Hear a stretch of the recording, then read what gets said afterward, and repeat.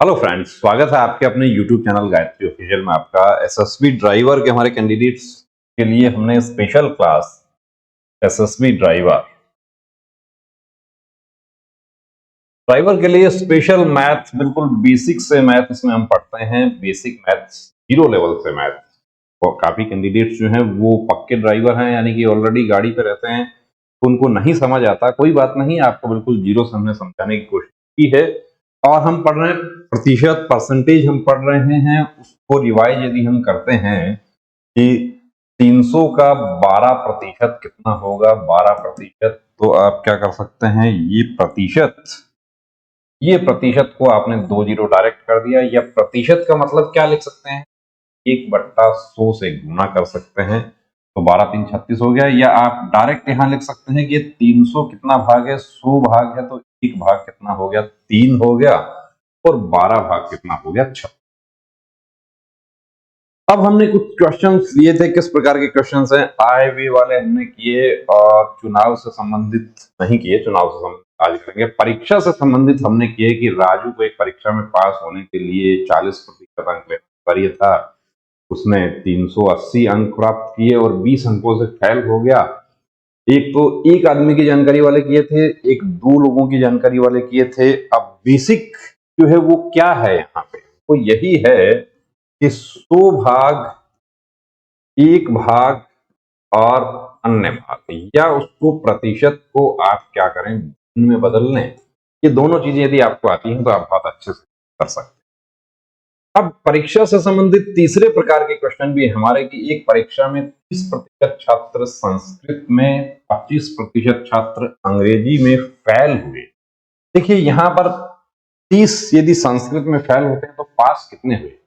संस्कृत के लिए अकेले की बात करें तो 70% पास हुए। 25% यहां अंग्रेजी में फेल हुए, तो अंग्रेजी में पास कितने हुए। जाहिर सी बात है कि 75 पास हुए। यदि दोनों विषयों में 10% छात्र फेल हुए, यहां पर आपको ये भी कह सकता था कि दोनों विषयों में 90% छात्र पास हुए, तो दोनों विषयों में कुल कितने प्रतिशत छात्र फेल हुए। या एक संख्या देके आपको कि इतने छात्र, यदि 550, 250, 700, कितना भी एक अंक देकर, संख्या देकर आपको कि यदि इतने फेल हुए हैं तो कुल कितने छात्र थे, या कुल इतने थे तो फेल कितने थे, ऐसा आपको पूछा जाए। ये वेन डायग्राम से इनको करना जो है वो आसान होता है। ये क्या है, हमारा संस्कृत।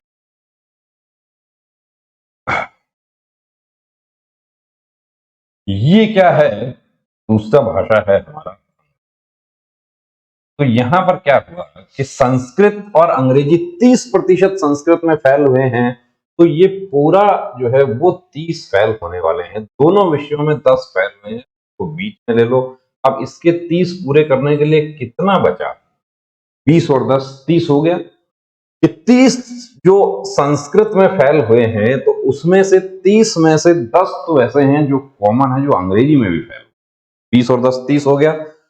25 अंग्रेजी में फेल हुए थे, तो 10 तो ये यहाँ पे कवर हो गया। पीछे बचा कितना, 15 बचा। अब टोटल फेल होने वाले कितने हो गए, 20 और 10, 30 और 10, 40, और 5, 45% क्या हुआ है, यहाँ पर फेल हुआ है। 45 फेल हुआ है। आपको यही पूछा कि कुल कितने प्रतिशत फेल हुए, 45% फेल हुए, लेकिन कुल कितने प्रतिशत पास हुए। यदि ये पूछता तो आप 100 में से ये 45 घटा दो, यानी कि 55 क्या है, पास हुए।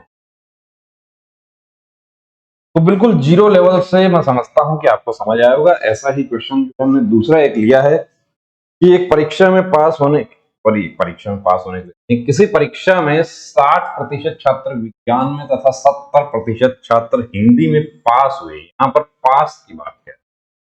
15% दोनों में फेल हुए, तो यहाँ पर भी वेन डायग्राम बना लीजिए। 15 दोनों में फेल हुए, तो यहाँ बीच में बना लीजिए।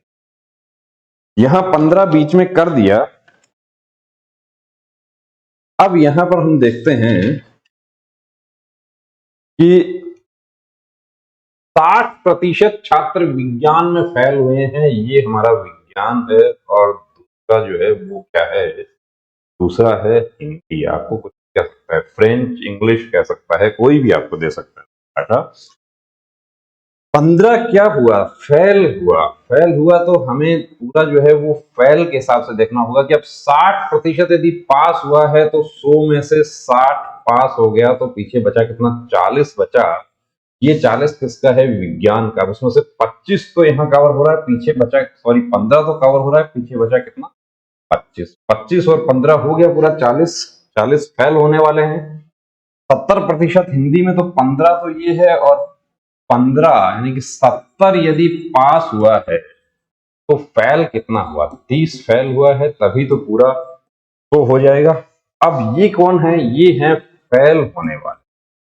फेल होने वाले यहां कहा है हमें कि यदि फेल होने वाले छात्रों की संख्या 220 है तो परीक्षा में कुल कितने छात्र उपस्थित हुए। आपको ये भी पूछ सकता है कि फेल होने वाले छात्रों की संख्या 220 है तो पास होने वाले छात्रों की संख्या भी पूछी जा सकती है। तो ये 25 और 30 ये टोटल कितना हो जाता है, 55% क्या है, फेल होने। फेल होने वाले छात्रों की आपको संख्या दी गई है कितनी, 220। अब सवाल हमारा एक साधारण भाषा में इसको देखें तो सवाल हमारा पलट गया कि किसी संख्या का 55% 220 है। 55% 220 है तो वह संख्या क्या है। यानी 55 भाग 220 है। 220 जो है वो 55 भाग है, हमें कितना भाग चाहिए, 2 भाग चाहिए। तो एक कर लीजिए 55 4, और ये कुल कितना हो गया, 400। ये फेल होने परीक्षा में कुल कितने छात्र उपस्थित हुए, तो यहां पर उपस्थित हुए छात्रों की संख्या है 400। और पास होने वाले कितने हैं, तो पास होने वाले कितने हैं, 400 में से 220 घटा दो, या यहाँ पे क्या करना था, ये 100 जो किया इसकी जगह आपको यहाँ पे करना था कि 55 फेल हुआ है, पास कितना हुआ, पास हुआ 45, पास 45 हुआ। तो आप 45, 4 5 20, 4 चौक 16, 180 हो जाएगा। 180 और 220 हो गया पूरा 400। अब अगला जो प्रकार हमारा वो है चुनाव से संबंधित। तो चुनाव आप पढ़ते हैं उसमें साइंस में, सॉरी पॉलिटिकल साइंस में आप इलेक्शन कमीशन के बारे में पढ़ते हैं, या चुनाव आप देखते हैं। तो जो चुनाव, जो साधारण जीवन में जो चुनाव होते हैं उसमें तो बहुत सारे कैंडिडेट्स होते हैं, लेकिन जो मैथ के प्रतिशत वाले जो चुनाव से संबंधित सवाल है उसमें 2 ही कैंडिडेट होते हैं। एक जीतता है, या एक जीतता है तो दूसरा हारता है। यदि दोनों ही 50-50% ले लेंगे तो निर्णय होगा क्या, चुनाव का नहीं होगा। नहीं होगा तो जाहिर सी बात है कि जीतने वाला यदि 51 लेगा तो वो किसका कटेगा, वो 50 इसी का कटेगा। दोनों का योग 100 होना चाहिए। यदि ये 55 लेगा तो ये 45 लेगा, ये इसको 60 मिलेगा तो इसको 40 मिलेगा, इसको 75 मिलेगा तो इसको 25। अब जानकारी आपको कैसे दी जाती है, तो आपको ए की जानकारी दी जाएगी या आपको बी की जानकारी दी जाएगी कि ए ने एक चुनाव में 51% मत प्राप्त किया। 51 लेने वाला क्या होगा, जीतेगा। और कहा कि 20 मतों से जीत गया, जैसा हम क्वेश्चन लेते हैं आगे। या यहां कहता है कि बी ने 45% मत प्राप्त किए, तो 45% मत प्राप्त किए तो आपके जहन में यह बात आ जानी चाहिए कि वो हारेगा। कैसे हारेगा और कैसे जीतेगा, यहां देखते हैं कि एक चुनाव में ए ने 45% मत प्राप्त किए, और देखिए 45 लेते ही ये बात आपके दिमाग में आ जानी चाहिए कि वो हारेगा। क्यों, क्योंकि उसको आधे से कम मिला है, उसको उसका हिस्सा जो आधा, आधे का जो हिस्सा था, यानी कि इसके 5 जो 50 होने के लिए 5 चाहिए, वो कौन ले गया, वो जीतने वाला ले गया। तो इसने 45 लिया तो जीतने वाले ने कितना लिया, 100 में से 45 घटा दें, 55% उसको मिला, इसको 45% मिला। 20 मतों से हार गया, इसका मतलब अंतर कितना है, यहाँ पे 10% का अंतर है। तो सवाल हमारा पलट गया कि कुल का 10% जो है वो कितना है, 20 है। अब 10 भाग 20 है तो एक भाग कितना हो गया, 2 हो गया, और 100 भाग कितना हो गया, तो हो गया। या किसी संख्या का 10% 20 है तो 100% की अवैध संख्या क्या है, वह 200 होगी। ऐसा ही दूसरा क्वेश्चन हम लेते हैं यहाँ पे। एक चुनाव में राजू ने 65% मत प्राप्त किए और 2100 मतों से जीत गया। अब इसके आधार पे दो क्वेश्चन बन सकते हैं दो तरीके से। एक तो कुल कितने मत पड़े, और दूसरा आपको पूछ सकता है कि हारने वाले उम्मीदवार को कुल कितने मत मिले थे। तो दोनों का जो है विकल्प में दोनों दिया हुआ रहेगा। आपने क्या है कि जल्दबाजी कर दिया, आपको पूछ रहा है हारने वाले उम्मीदवार को कुल मत मिले और आप वहां जल्दबाजी में कर रहे हो कि कुल कितने पड़े। तो ये गलती नहीं कर देना है, पहले क्वेश्चन को अच्छे से पढ़ना है। पहले हम ये करते हैं कि कुल कितने मत पड़े थे। अब यहां पर कौन है, एक तो है राजू, राजू को 65 मिला, तो जो हारने वाला है दूसरा कैंडिडेट है, एक राजू जीत गया तो दूसरा हार गया, दो ही कैंडिडेट होंगे। इसको 100 में से 65 घटाया तो पीछे बचा कितना, 35। प्रतिशत का अंतर कितना है, 30% का अंतर। 30% का अंतर है, मतों का अंतर कितना है, तो यानी कि कुल मतों का 30%, कुल मतों का 30% क्या है, 2100। यानी कि 30 भाग यदि 2100 है तो एक भाग कितना हो गया, 70 हो गया। अब आपको पूछे 100 भाग पूछे तो आप कह देंगे 7000 हो गया। और यदि आपको यहां पर कहता है कि हारने वाले को कितना मिला, तो हारने वाले को कितना मिला, आप 70 जो है 70 को किससे गुणा कर दें, ये 100 की जगह आप हारने वाला है इसको 35 मिला तो आप 35 से गुणा कर दीजिए। 7 0 0 रह जाएगा, 7 5 35, 3 7 3 21 और 3। तो प्रश्न अच्छे से पढ़ना है, जल्दबाजी नहीं करनी। ये सिंपल सवाल है, इसमें थोड़ा सा घुमा दिया जाता है। आपको कैसे घुमा दिया जाता है उसको भी हम देखते हैं। एक चुनाव में कुल मतों के 20% अवैध कर दिए गए। दो प्रत्याशियों में से एक ने वैध मतों का 70% प्राप्त किया। यदि दूसरा प्रत्याशी 2880 मतों से हार गया, चुनाव में कुल कितने मत पड़े। कुल मतों के 20% यानी 100 जो कुल थे उसमें से 20% तो पहले ही अवैध कर दिए। कितना, 80%। अब इस 80 का देखा कि ये जो है वो कितना लेता है, 80 का 70%। तो 80% नहीं, इसको छोड़ दीजिए, 80 का 70% यानी 8 7 56। और ये 80 जो है इसका ही बी कितना लेता है, 30% यानी कि 8 3। इनका अंतर कितना हुआ, 56 और 24 जो है उसका यहां पर अंतर हमें देखना है। तो 56 और 24 का अंतर हम देखते हैं तो ये बचा हमारा 32। 56 और 24 का अंतर जो है वो बचता है 32, यानी 32% जो है वो कितना है, वो है 2880। तो कुल पड़ा था कि कुल कितने मत पड़े थे, तो 2880 जो है वो अब सवाल पलट गया कि किसी संख्या का 32% 2880 है, 32% 2880 है, तो वह संख्या क्या है। तो 2880 बट्टा 32 और 2 कर दो। अब काटने के लिए देखिए थोड़ा सा जो है यहाँ पे जद्दोजहद करनी होगी आपको कि ये 8 से कट रहा है, ये भी 8 से कट रहा है, ये 4 से कट रहा है, ये 25 कट रहा है, या 32 का पूरा पूरा ही भाग चला जाएगा। यदि आपको 32 का पहाड़ा आता है तो 32 इसको पूरा पूरा 9 बार इसको काट देगा, 288। 90 बच गया, 90 को उत्तर क्या आ गया, 9000। तो ये जो है ये हमारे होते हैं जनसंख्या चुनाव से संबंधित प्रश्न। अब हम बात करते हैं महाजन की पूंजी, जनसंख्या और मशीन का मूल्य। ऐसे जो सवाल आते हैं कि महाजन की पूंजी, कोई भी अपनी पूंजी जो है वो वृद्धि के लिए ही लगाएगा, लेकिन नुकसान भी हो सकता है, माइनस भी हो सकती है। जनसंख्या वृद्धि ही हो रहा है। 1921 की जनगणना जो थी उसमें कमी हुई थी। इसके अलावा हर 10 साल बाद जो जनगणना होती है तो उसमें क्या होता है, वृद्धि हो रही है, प्रतिशत। और मशीन में अवमूल्यन होता है। अवमूल्यन आपको लिखा हुआ आ जाए, एप्रिसिएशन, कॉमर्स पढ़ते हैं वो बेहतर जानते हैं।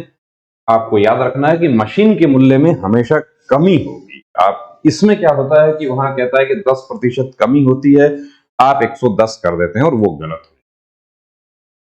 तो इसको कैसे करेंगे, ये जो है क्वेश्चन हमारे चक्रवर्ती ब्याज के तरीके। अब चक्रवर्ती ब्याज जो है उसमें पढ़ेंगे चक्रवर्ती ब्याज, तो वहां पर इनको और सिंप्लीफाई कर दिया जाएगा। अभी जो बेसिक चीज है वो हम समझने की कोशिश करेंगे कि यहां पर आपको दो तरीके से सवाल बनाते हैं। पहला जो टाइप फर्स्ट है वो है कि वर्तमान मूल्य देकर भविष्य का पूछा कि आज इतनी जनसंख्या है, 2 साल बाद कितनी हो जाएगी, 3 साल बाद कितनी हो जाएगी। या दूसरा प्रकार, 2 साल पहले कितनी थी। तो वर्तमान मूल्य जो है उसको यहां रखना है, 100 प्लस प्रतिशत वृद्धि या 100 माइनस प्रतिशत कमी, नीचे 100 करना है, पूरे बंद किया, और ये टी मतलब वर्ष, जैसा चक्रवृद्धि ब्याज में करते हैं वैसा। कितनी हो जाएगी यानी एक तरह से इसमें विशोधन करना है। अभी तक आपने चक्रवृद्धि नहीं पढ़ा है, तो चक्रवृद्धि जब पढ़ेंगे तो ये थोड़ा और आसान हो जाएगा काम, कि उसको शॉर्टकट तरीके से उसको और जल्दी कर सकते हैं। एक गांव की जनसंख्या में प्रतिवर्ष 20% की वृद्धि होती है। यदि वर्तमान जनसंख्या 1000 है तो 3 वर्ष बाद क्या होगी। कुछ नहीं करना, आपको वर्तमान मूल्य दिया है, 3 वर्ष बाद का पूछा है, तो 100 और 20 क्या हो जाएगा, 120 हो जाएगा, नीचे 100 करना है, टाइम का मतलब है 3, ये 0 गया, ये आप थोड़ा अभ्यास हो जाता है, आप इसको छोड़ सकते हैं, डायरेक्ट 12/10 भी लिख सकते हैं। अब 12 की घात 3 यदि आपको घन संख्याएं याद हैं तो 1728 हो गया, और नीचे हो गया 1000। अब ये 1000 क्या होगा, इसको खत्म कर देगा तो 1728 ही हो जाएगा। यही ट्रिक है। और यदि आप लंबे तरीके से करें तो 120/100 गुना 100 गुना 100 ऐसे लिखेंगे, तो ये 3 जीरो जो है वो तो इसको खत्म कर देंगे, 3 बची वो इस 1000 को खत्म कर देंगी, और 12 गुना 12 बच गया, तो क्या हो जाएगा, 1728। 3 वर्ष बाद जनसंख्या कितनी हो जाएगी। लेकिन इसमें कभी कभी आपको ऐसा भी दे देता है कि पहली साल में 20% की वृद्धि हुई, दूसरी साल में 25% की वृद्धि हुई, तीसरी साल में 30% की वृद्धि हुई, तो 120, 125, 130 ऐसा लिखना होगा। ये जो डायरेक्ट घात लगाने वाला काम है वो करने की बजाय थोड़ा लंबा काम हो जाए। महाजन की वर्तमान पूंजी 30,000 है। यदि इसमें प्रतिवर्ष 10% की वृद्धि होगी, यानी 10% का मतलब क्या है, 110 होता है। अब क्या कहा आपको, 3 वर्ष बाद कितनी हो जाएगी, यानी 110 जो है उसको कहां रखना है, ऊपर रखना है, और नीचे 100 रखना है, 3, और कितनी है पूंजी, 30,000 है, तो ये तो यहीं खत्म कर दें।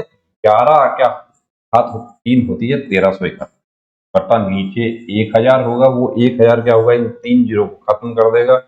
1331 को 30 से गुणा कर लो तो जीरो का जीरो रह गया, 3 3 3 9 3 तो 3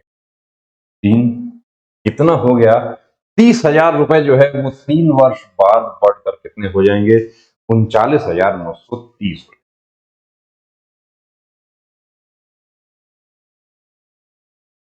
मशीन का सवाल यदि आ गया तो मूल्य में 10% की दर से अवमूल्यन होता है। अवमूल्यन को अपने जेहन में याद रखना है, याद कर लेना है इस बात को कि अवमूल्यन का मतलब कमी, मशीन के मूल्य में वृद्धि नहीं होती है। आज आप खरीद के लाते हैं, कल उसका मूल्य कुछ ना कुछ कम ही होगा।